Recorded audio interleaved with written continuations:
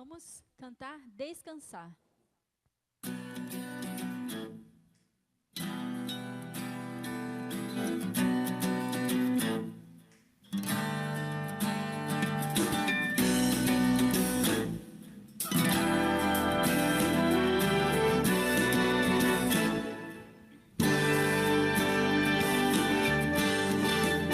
Não quero viver pensando no amanhã. Eu quero ser feliz. Dias vêm e vão, não irei temer. Posso confiar em ti. Se o futuro incerto é, basta olhar com os olhos da e descansar nos braços do Pai, confiando em tua proteção. Vou me entregar em tuas mãos, sei que cuidarás de mim, Senhor. Ensina-me a descansar.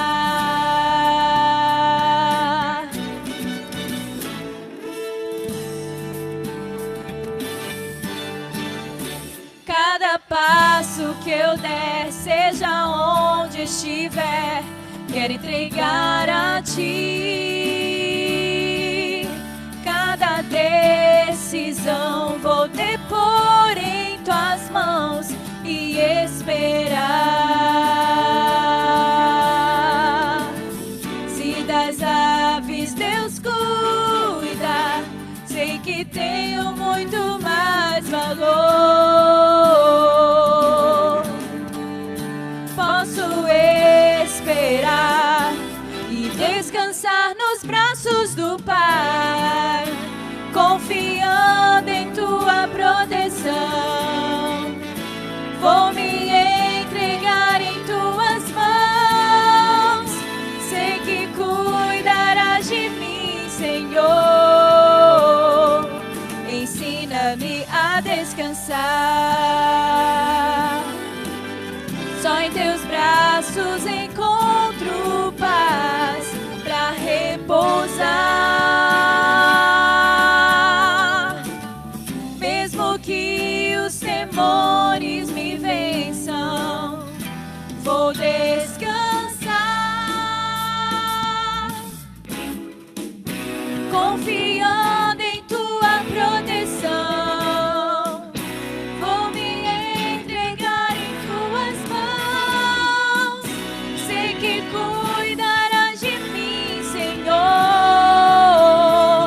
Ensina-me a descansar.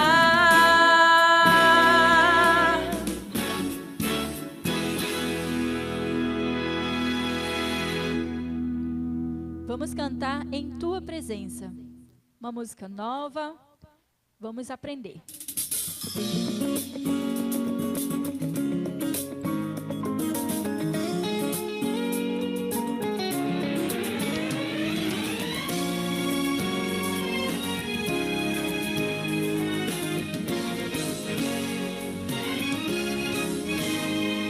Só falta pouco tempo para a história terminar. Uma nova era nasce, é hora de cantar em sua presença. Em sua presença. Pela terra se anuncia, vem o dia do Senhor. É Jesus que se aproxima, vamos dar louvor em sua presença. Em sua presença, a sua presença é o que nos faz nascer. Seu santuário se abre para nos receber. Vem derrama tua graça e teu poder.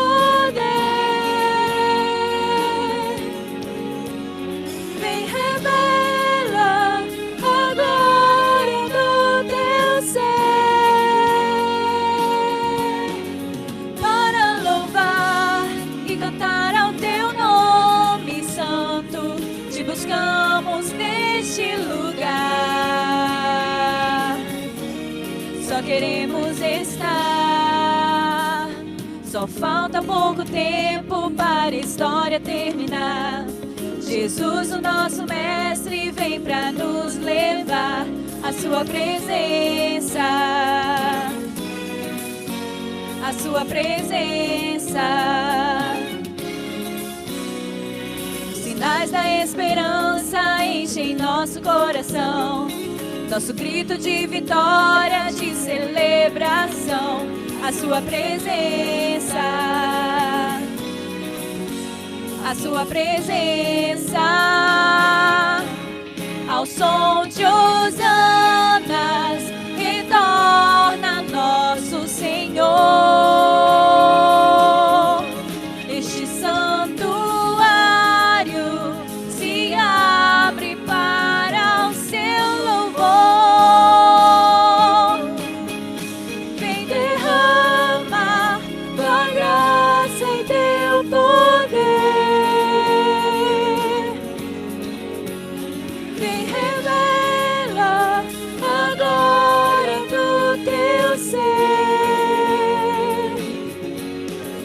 Para louvar e cantar ao teu nome santo, te buscamos neste lugar.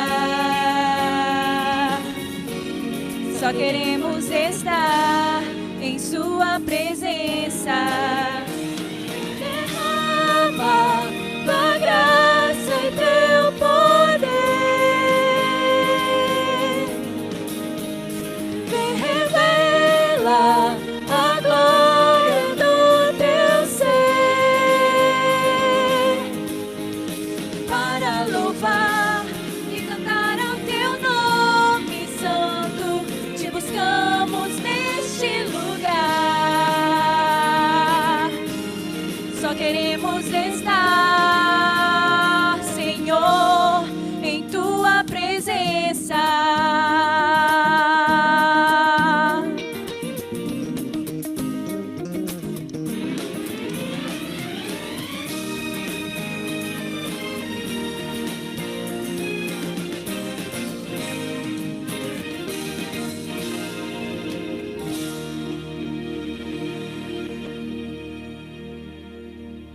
Vamos cantar Verei Jesus.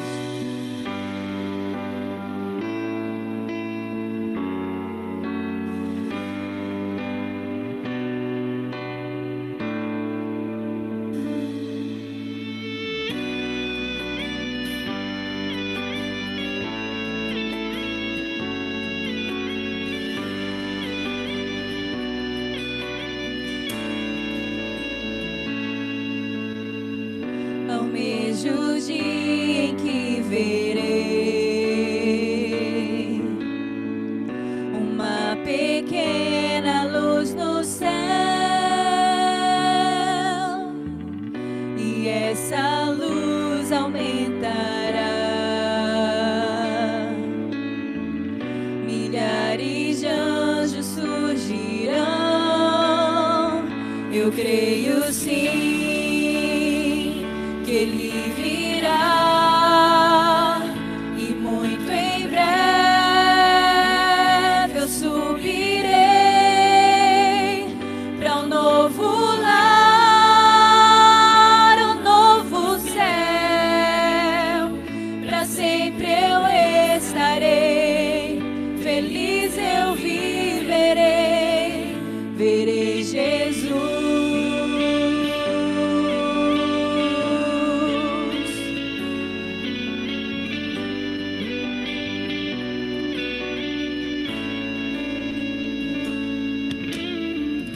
A voz de Deus irá soar,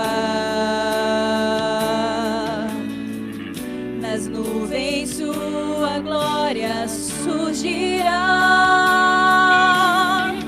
Mil gerações se encontrarão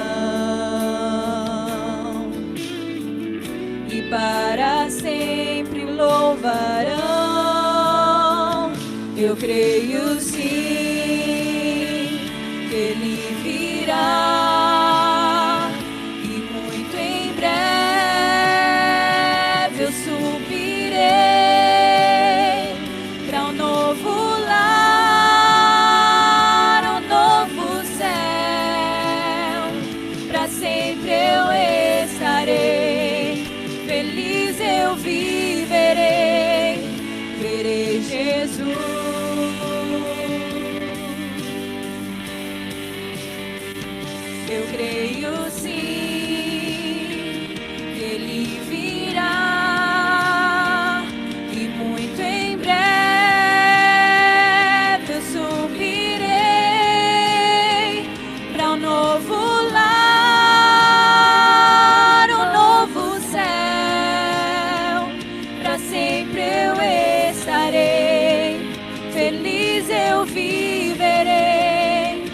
creio sim, Ele virá e muito em breve eu subirei para um novo lar, um novo céu, para sempre eu estarei, feliz eu viverei, verei Jesus.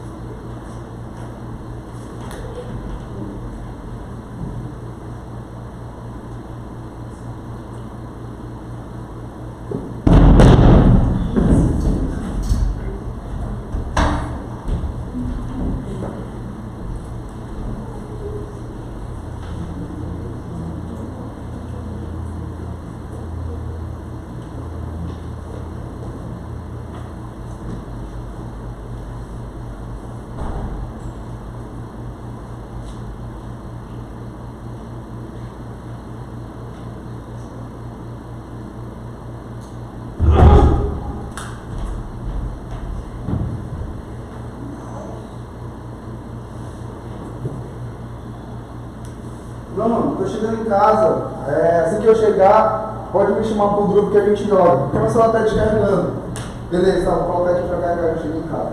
Tá, falou.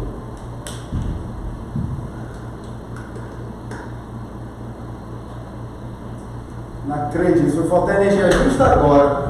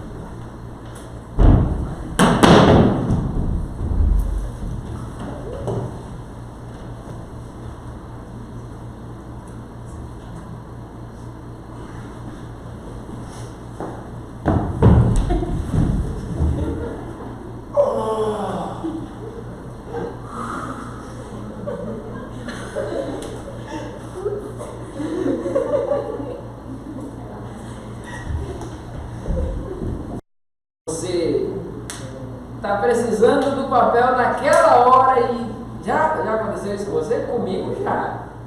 Agora, para mim, uma outra tragédia que aconteceu foi o porta-papel higiênico. O melhor personagem dessa tarde. Para mim foi o melhor. Mas ele foi o melhor. Parabéns. Nós descobrimos um talento. Temos um talento escondido e ninguém sabia. Mas parabéns, Micael. Para mim foi o melhor. Mas enfim, nós estamos iniciando hoje uma nova série. E é muito bom poder receber vocês aqui depois de uma semana de recesso. Nós não tivemos atividades aqui na última semana e você está aqui mais uma vez. É bom ter você aqui. Estamos iniciando essa série Tragédia e Resgate. É claro que quando se trata de tragédia, nós não estamos falando aqui das tragédias corriqueiras do dia a dia, apesar de mexerem com a gente de certa forma. Por exemplo, você está precisando acender uma vela e o fósforo espalhar nessa hora, é complicado, né? Mas nós não vamos falar dessa, vamos falar de outras tragédias. E eu queria, antes de qualquer coisa, já fazer o convite para você nos acompanhar em cada episódio dessa série. E adianto o tema da próxima semana, que hoje nós vamos falar sobre tragédia em si. Semana que vem nós vamos falar sobre resgate, ou sobre o resgatista. Sabe o papel daqueles bombeiros que estiveram ali em cada dia em Brumadinho, estão até hoje lá, atrás de alguns corpos. E nós vamos falar sobre o papel do resgatista na próxima semana. Mas hoje nós vamos falar sobre tragédia. E esse ano, cá para nós, não começou um ano muito fácil. Eu não sei se vocês tiveram a mesma sensação que eu, mas eu me assustei demais com o que aconteceu no início desse ano. Quando aconteceu esse último episódio aqui, que foi a morte do jornalista Ricardo Boechat, eu passei o resto daquele dia, sinceramente, eu passei o resto daquele dia com dor de cabeça. Não dava para acreditar que mais uma tragédia tinha acontecido.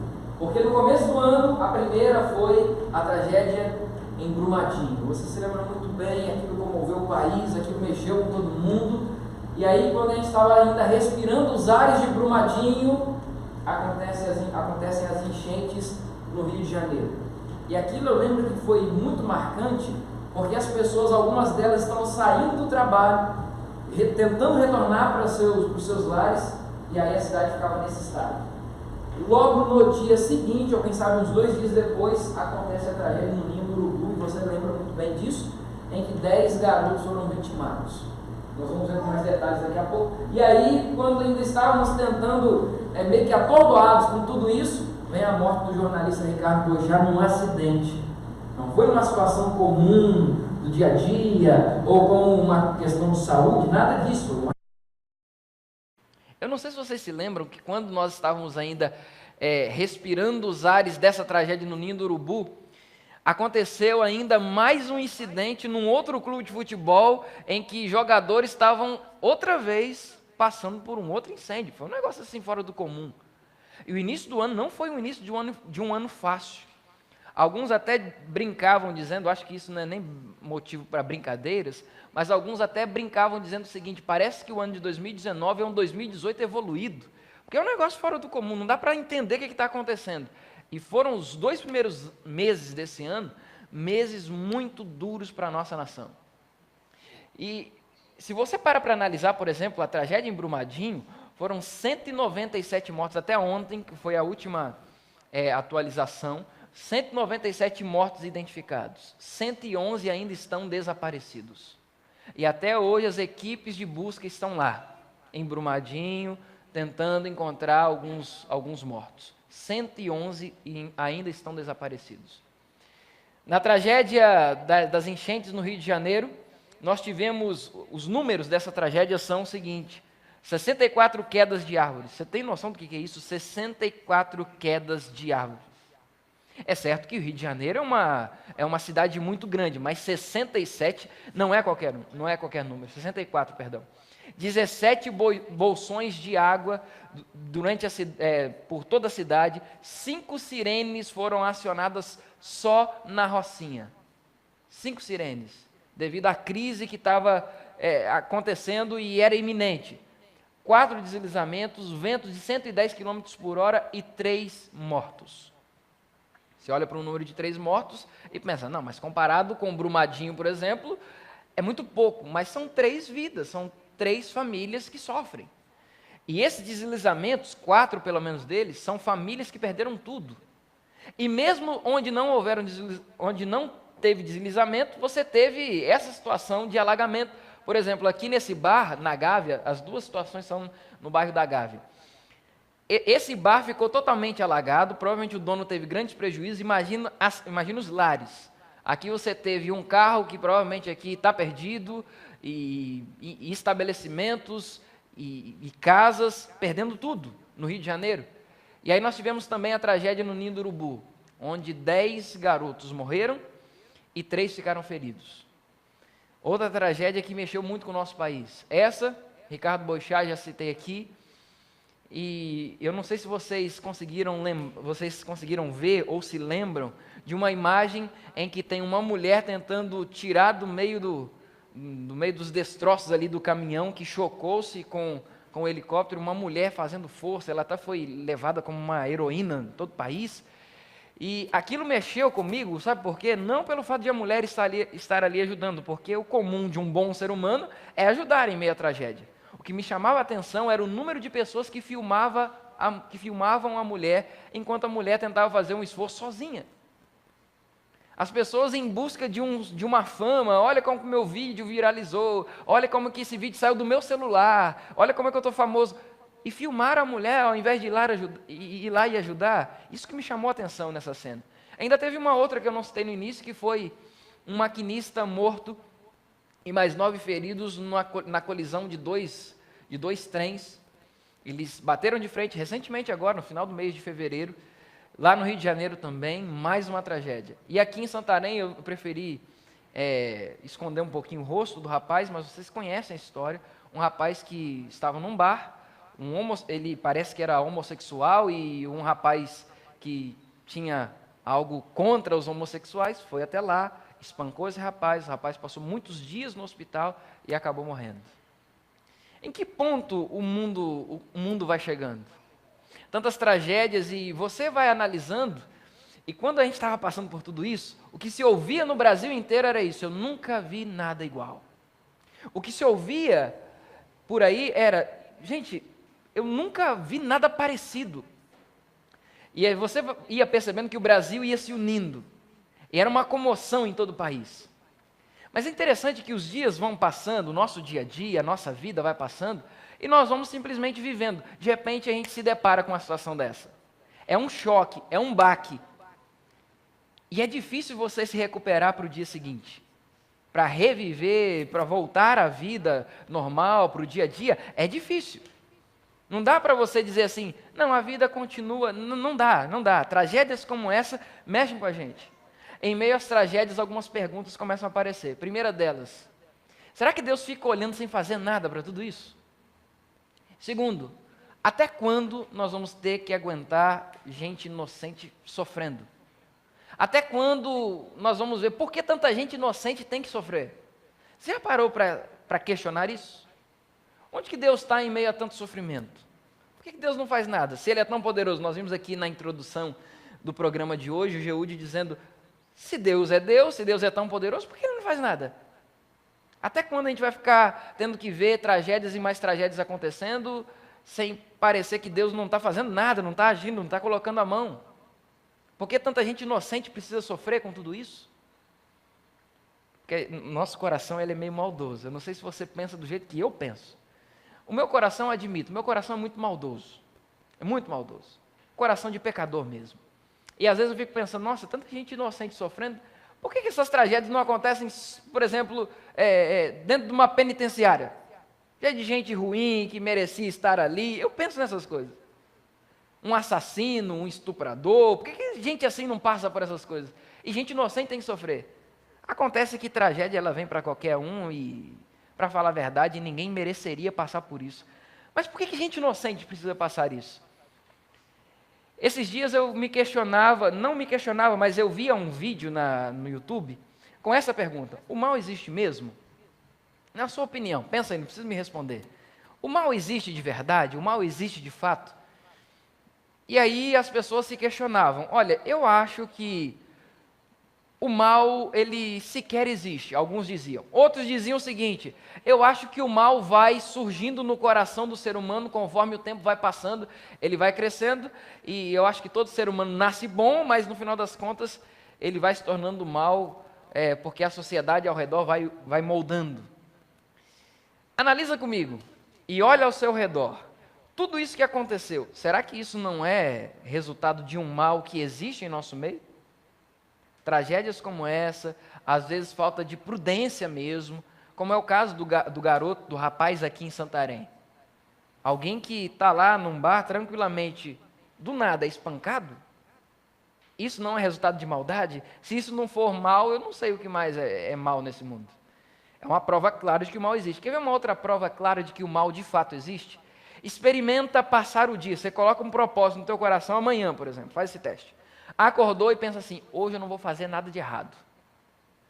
Experimenta fazer isso. Ele diz assim, hoje eu não vou fazer nada de errado. Você vai ver a tentação o dia todo. É gente te atormentando para você xingar alguém. É gente te enchendo a paciência, te cutucando para você logo soltar os cachorros. É gente que vem e pisa no teu calo. Você vai perceber o quanto é difícil passar um dia sem fazer algo de errado, sem cometer um mal para alguém. E aí você percebe, o mal de fato existe. Mas onde surgiu o mal? Já parou para pensar nisso? Onde surgiu o mal? E nesse vídeo que eu assisti outro dia no YouTube, era um debate num canal, até de um famoso aí na televisão, e eles diziam, alguns deles diziam que o mal é inerente do ser humano. O mal vem do ser humano. O ser humano é moldado. Por exemplo, como é que se explica um garoto que assalta alguém, pega a sua arma e mata a pessoa, mesmo em fragilidade, ali, numa situação de fragilidade? Mata a pessoa que nem estava reagindo. Por que um garoto faz isso? Será que aquilo vem de dentro dele? E aí alguns deles diziam assim, não, eu acho que é um garoto que, por exemplo, se ele vive numa situação complicada com sua família, de pobreza, ele quer aparecer para o mundo do tráfico, ele quer mostrar que ele é forte, que ele é bom para o mundo do crime, então ele vai lá e mesmo sem querer a primeiro momento, ele vai lá e faz para se mostrar forte no mundo do crime. E aí diziam eles que o mal vem do meio em que a pessoa está convivendo, então forçada a realizar aquilo, ele acaba praticando o mal. De onde surgiu o mal? Eu quero começar a contar a história de onde surgiu o mal. O mal surge numa eternidade desconhecida, nós não sabemos em que tempo surgiu, mas a Bíblia relata, a Bíblia mostra, e a Bíblia fala que o mal surgiu no céu. Dá para acreditar nisso? O mal surgiu no céu. Como assim, pastor? O céu não é um lugar perfeito, onde tem os anjos, Deus Pai, Deus Filho, Deus Espírito Santo? É isso mesmo. É isso mesmo. Só que no céu, num período da eternidade que não sabemos o qual, existia um anjo chamado Lúcifer. Já ouviu falar desse nome? Quem já ouviu falar desse nome aí, levanta a mão, deixa eu ver. Lúcifer. Hoje para nós é um nome muito feio, né? A gente olha logo, Lúcifer. É o nome de uma série que tem uma galera aí que gosta de assistir. Mas não é dessa série também que nós estamos falando, não. É o Lúcifer, o lado negativo mesmo que você imagina. O diabo, o coisa ruim, o capiroto, sei lá. Vai pensando em vários nomes aí que você possa imaginar. Mas Lúcifer, se você for analisar a etimologia do nome, não é um nome negativo. Lúcifer significa aquele que carrega luz. Portador de luz. Lúcifer significa aquele que tem luz. E ele era um anjo lá no céu, carregava luz em si mesmo, era um dos líderes dos anjos lá no céu. Alguns estudiosos até dizem que ele era o líder do coro dos anjos. Ele era como se fosse o regente do coral dos anjos. Dá para acreditar nisso? E a Bíblia fala que ele foi criado de maneira perfeita. Porque tem gente que diz assim, bom, então se o mal nasceu em Lúcifer, lá no céu, quer dizer que Deus criou o mal? Não. Deus criou Lúcifer de maneira perfeita, um anjo perfeito. Olha o que diz o texto. Tu eras perfeito nos teus caminhos, desde o dia em que foste criado. Foi criado perfeito. Até que se achou maldade em ti. Nasceu no coração dele simplesmente o desejo de ser maior do que Deus. Ele queria ser maior do que Jesus. Ele queria sentar no trono de Deus e começou a instigar alguns outros anjos. Pelo menos a terça parte ele conseguiu enganar, uns 33% ele conseguiu enganar, dizendo o seguinte, olha, Deus é um Deus tirano. O governo dele é um governo muito tirano. Eu acho que se eu estivesse no lugar dele, aí você ia ver o que é ter um governo democrático. Aí você ia ver, porque eu ia dar oportunidade para vocês. Aqui é só Deus que manda e a gente obedece. Ah, se eu tivesse lá ia ser muito melhor. Ah, esse Jesus aí? Não, eu poderia ser maior do que ele. E aí foi nascendo no coração de Lúcifer a chamada inveja. Inveja. Na maioria das vezes, quando você faz uma entrevista com alguém ou pergunta para alguém o que é a pior coisa do mundo, a maioria das pessoas costumam dizer o seguinte: uma das piores coisas do mundo é a inveja. É aquele que olha para você e deseja ter aquilo que você tem. E tudo começou com inveja. Lúcifer sentia inveja de Deus, de Jesus Cristo, do Espírito Santo, e ele pensava: eu quero fazer o meu reino, o meu trono. Só que aí, meu amigo, teve problema lá no céu. O que você imagina? Claro que teve problema. E a Bíblia relata que houve guerra no céu. Apocalipse 12, verso 1 fala isso, que houve guerra lá no céu. Na verdade, Apocalipse 12, verso 7. E o texto diz o seguinte: então houve guerra no céu. O dragão perdeu a batalha e foi expulso dos céus. Quem é o dragão, pastor? Esse dragão é a antiga serpente, chamada Diabo, ou Satanás, ou qualquer outro nome que você quiser dar. Aquele que engana o mundo todo. Ele foi lançado sobre a terra com todos os seus anjos. Houve uma guerra lá no céu. Uma luta lá no céu. Uma luta, e não é uma luta assim espiritual, num plano espiritual, não. Luta de verdade. Luta. Aí o que você acha? Você acha que Satanás, com o seu pequeno exército, venceu o exército de Jesus? Claro que não. A Bíblia fala que ele foi expulso do céu. Ele perdeu essa batalha. Perdeu a batalha e foi expulso. E ele veio para onde? Você consegue entender de onde surgiu o mal? Por que tem tanta maldade no mundo hoje? Por que tem tanta atrocidade, tanta tragédia? Ele veio para cá. E detalhe, olha o que esse texto de Apocalipse 12, verso 12 diz. Ai da terra e do mar. Ai da terra. Em outras palavras, coitado da terra. Por quê? Porque o diabo desceu a vós com grande ira, sabendo que pouco tempo lhe resta. Ele veio irado, ele perdeu a guerra lá no céu, ele pensou: aqui na terra eu não posso perder. E quando ele vem para cá, acontece a maior tragédia de todos os tempos. Nada que se compare. A tragédia de Brumadinho nem chega perto dessa. A tragédia do Rio de Janeiro, Ninho do Urubu, qualquer acidente, nada se compara a essa tragédia, a entrada do pecado no mundo. Você conhece bem a história. Adão e Eva foram colocados no jardim. Jardim do Éden, lugar perfeito. E aqui até aproveito para abrir um parêntese. Lugar perfeito não é sinônimo de obediência. Tem gente que pensa: não, quando tudo estiver bem certinho na minha vida, eu vou começar a obedecer a Deus, eu vou começar a fazer as coisas certinhas para Deus, eu vou começar a viver uma vida para Deus quando a minha vida estiver perfeita. Lugar perfeito, o ambiente perfeito, não é sinônimo de obediência. Deu para gravar isso no teu coração? Não é sinônimo de obediência. Adão e Eva estavam num lugar perfeito, jardim do Éden, lugar perfeito, tudo certo, e desobedeceram. Jesus foi para o deserto da tentação. O diabo do lado dele, tentando, transforma as pedras em pão e tal, isso e aquilo. E ele obedeceu, mesmo no deserto, com fome, 40 dias em jejum. Entenda que não é o ambiente que vai fazer sua obediência acontecer ou não. É você que decide. Se vai ser obediente a Deus ou não. A decisão está na tua mão. E eles estavam lá, jardim do Éden, lugar perfeito, tudo certo. E Deus deu a seguinte ordem: vocês têm todas as árvores aí para comer, à vontade. Legumes, verduras vão nascer aí, árvores, você tem tudo. Mas tem essa árvore bem aqui no centro do jardim, essa você não pode nem tocar nela. Porque no dia em que tocar nesse fruto, certamente vocês vão morrer. Deu para compreender? A ordem de Deus foi muito expressa, clara. Tocou na árvore, o que acontece? Morre. Tocou na árvore, morre.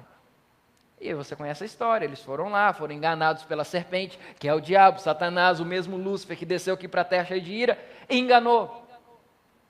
E o detalhe é que, antes de Deus dar essa ordem para Adão e Eva, ele tinha dado domínio do planeta Terra para os dois. Olha, vocês vão dominar sobre os animais, sobre as plantas, tudo que vocês disserem vai ser obedecido, porque o domínio está na mão de vocês. E quando eles caem em pecado, sabe o que acontece? O domínio dessa terra é passado para quem? Para Lúcifer, para Satanás, para o diabo. O domínio do planeta é dele. Não é à toa que o próprio Jesus diz, ele é o príncipe deste mundo. Dá para compreender? Aí agora parece que as coisas começam a fazer sentido. Pastor, agora eu entendo por que tanta tragédia. Por que tanta gente inocente tem que sofrer. Porque ele é o príncipe deste mundo. E aí ainda surge uma pergunta. Pastor, mas afinal de contas, eu entendi, a maior tragédia de todos os tempos é a entrada do pecado no mundo. Mas o que é pecado? A Bíblia fala em 1 João 3, verso 4, que pecado é desobediência à ordem divina, ou à lei de Deus. Tudo aquilo que está na lei de Deus e você desobedece, isso é pecado. Me dá um exemplo, pastor. A lei de Deus nos diz, por exemplo, não matarás. Se eu mato, eu estou cometendo um pecado. Eu estou agora citando um exemplo assim muito grande. Mas as leis de Deus na Bíblia dizem também que quando você mente para alguém, você está transgredindo uma lei, você está desobedecendo uma ordem de Deus. Quando eu minto, eu estou cometendo um pecado. Pecado, ele acontece de diversas formas. Ele acontece por pensamento. É mesmo, pastor? Até pensamento a gente está pecando? Lembra o que Jesus disse assim? Quando você olha para a mulher do próximo, com olhares pecaminosos, imaginando assim, ele em casa, já pecou. Não, mas peraí, pecado não é só o adultério de lá, o fato mesmo? Não, para Jesus disse que só o fato de você pensar na mulher do próximo, com esse tipo de pensamento, você já pecou, já adulterou. Dá para entender? Pensamento, palavras, quando você fere alguém com palavras. Quando você fala uma coisa e pensa assim, ixi, já falei, já era. Isso é pecado. Você feriu alguém, você feriu uma criatura de Deus, está desobedecendo uma ordem de Deus, ações, e aí já citei aqui algumas, mas pecado é isso, é desobedecer uma ordem de Deus. O que está na palavra de Deus, o que está na Bíblia, e você desobedeceu, isso é um pecado. E aí eu vou perguntar uma coisa que parece até meio lógica demais, mas faz sentido eu perguntar. Alguém aqui pode levantar a mão e dizer assim, pastor, eu não sou pecador. Nunca cometi um pecado na vida. Alguém pode levantar a mão e dizer aqui? Nunca cometi um pecado. Eu achei que alguém ia levantar, me deu até um alívio. Ainda bem que ninguém levantou a mão. Sabe por quê? Porque ninguém pode bater no peito e dizer assim, eu não sou pecador. Todos nós precisamos reconhecer a nossa condição de pecadores.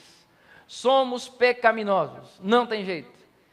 E aqui estão algumas das consequências da entrada do pecado. Eu disse que é a maior tragédia de todos os tempos exatamente por isso. Afastamento de Deus é a primeira consequência do pecado.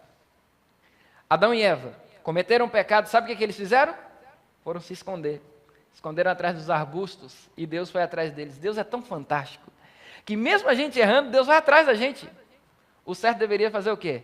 É eu que cometi o pecado, ir atrás de Deus e dizer assim, Senhor, eu estou arrependido, me desculpa aí e tal, não queria ter feito aquilo, mas já fiz, me perdoa. O certo era isso, eu ia atrás, mas Deus é quem vai atrás sempre que eu cometo um pecado.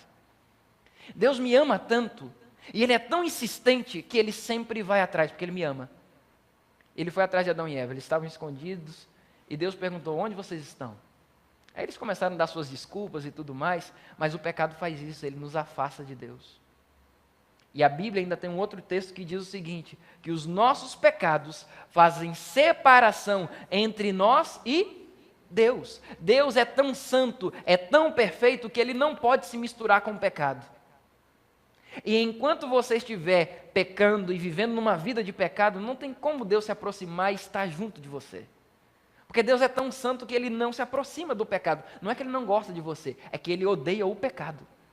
Ele ama o pecador, é uma frase até batida. Ele ama o pecador, mas Ele odeia o pecado. Tanto é que quando Jesus estava na cruz, carregando os pecados de toda a humanidade, inclusive os seus e os meus, lá na cruz, o que Jesus disse? Meu Deus, por que me desamparaste? Por que o Senhor me deixou sozinho? É porque Deus não podia se aproximar naquele momento. Ele carregava os pecados nossos. O pecado, ele faz isso com o ser humano. Ele distancia o ser humano de Deus. Outra consequência, a morte. Romanos 6,23 diz que o pagamento para o pecado é a morte.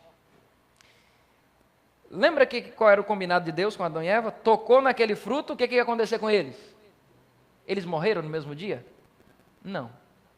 Você, quando cometeu o primeiro pecado da tua vida, você morreu no mesmo dia? Também não. O pecado que você cometeu hoje, porque a gente comete pecado mesmo. Você morreu hoje? Não, você está aqui. Olha que bênção.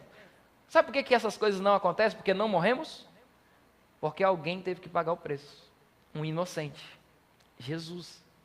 Ele morreu no nosso lugar. Porque o pagamento do pecado é a morte. E Jesus, sabendo que você provavelmente não suportaria, ou o seu sangue não seria suficiente para pagar o preço do teu pecado, teve que ir o sangue de um inocente que nunca cometeu pecado para morrer. Jesus. Aqui, a consequência do pecado, morte. O pecado trouxe morte. O pecado trouxe a nossa mudança de condição. O pecado muda a nossa condição. Nossa condição era de seres perfeitos antes da entrada do pecado no mundo. A partir do momento que o pecado entra no mundo, mudou nossa condição. Pecadores. Todo que nasce, já nasce pecador. Davi disse isso. Em pecado me concebeu minha mãe, eu já nasci pecador. Quer ver um exemplo que a gente já nasceu pecador? Um bebê. A mãe está morrendo de sono. Mas o bebê é tão egoísta que ele grita, esperneia, chora enquanto a mãe não dá mamar para ele. Pastor, mas é uma condição do ser humano, ele tem que se alimentar. Mas pensa comigo, a criancinha vai crescendo, ela está com um brinquedinho dela, experimenta um coleguinha tomar o brinquedo da mão dela. Vão acontecer algumas situações. Ou ela vai bater nessa criança, ou ela vai tomar o brinquedo de volta, ou ela vai ficar olhando a criança, levar o brinquedo dela e vai falar para a mãe, mãe, levou meu brinquedo. Você consegue compreender? Como é que nós somos pecadores desde que nascemos? Nascemos com essa condição, desde que o pecado entrou no mundo. Uma outra consequência é inocentes sofrendo. Pessoas inocentes sofrem por causa do pecado. E aí a gente fica pensando assim, e Deus não vai fazer nada? Por que Deus não faz nada? Ele já fez. Ele já deu a solução.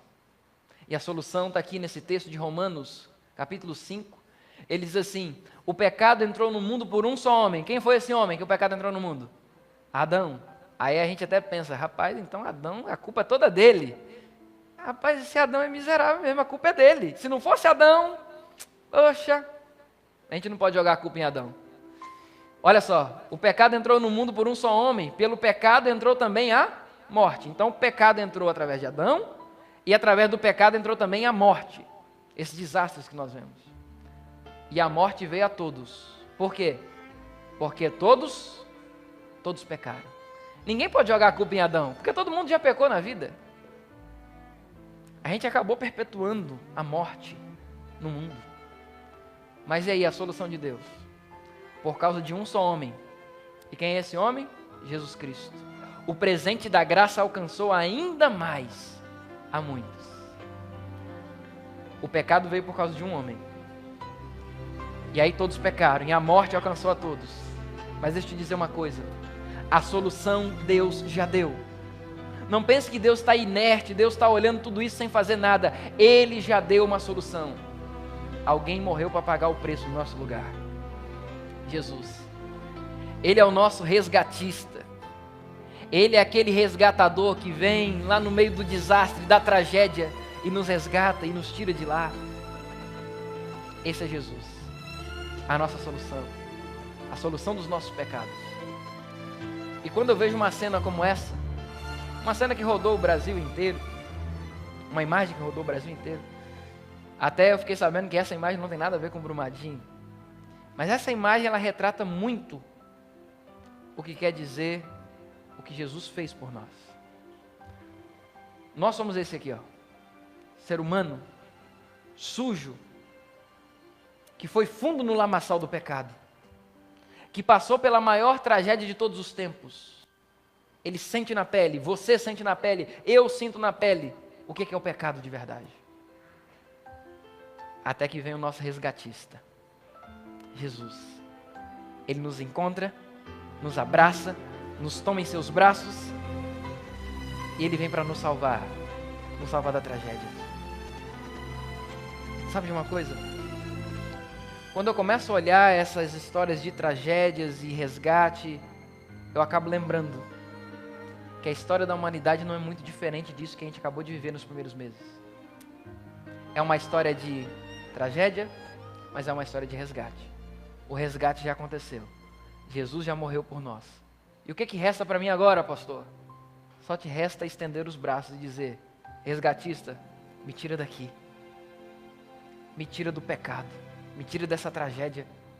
E Ele pode fazer isso, desde que você esteja disposto a aceitar esse resgate. Nós vamos ouvir a música? Vamos ouvir a música agora. E eu queria que, enquanto você estivesse ouvindo essa música, você meditasse em tudo que você ouviu, refletisse no que você ouviu e pensasse: é verdade. Pense nisso. É verdade. Nós estamos vivendo uma situação complicada, de tragédias, e a maior tragédia de todas é o pecado. Eu quero permitir que Jesus me resgata nessa tarde. Não deixa para outro dia, não pense nisso para amanhã, tem que ser uma decisão para agora. Permita Jesus fazer isso na tua vida nesse momento. E ao ouvir essa música, medite no que Jesus quer falar com você agora.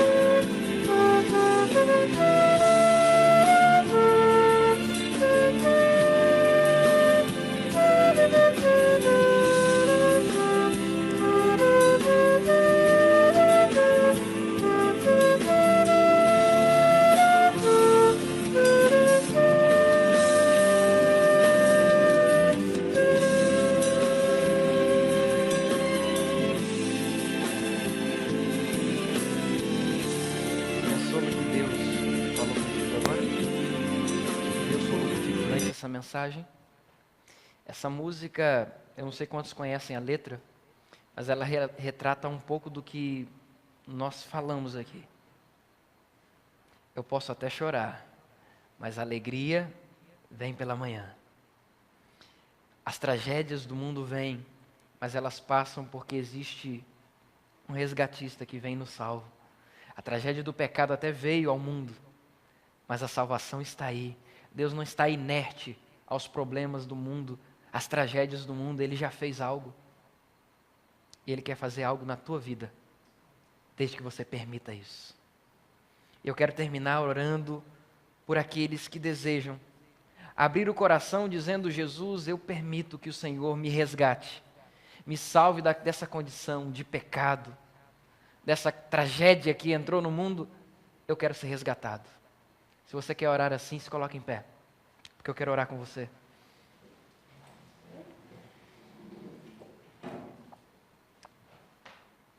Vamos orar então.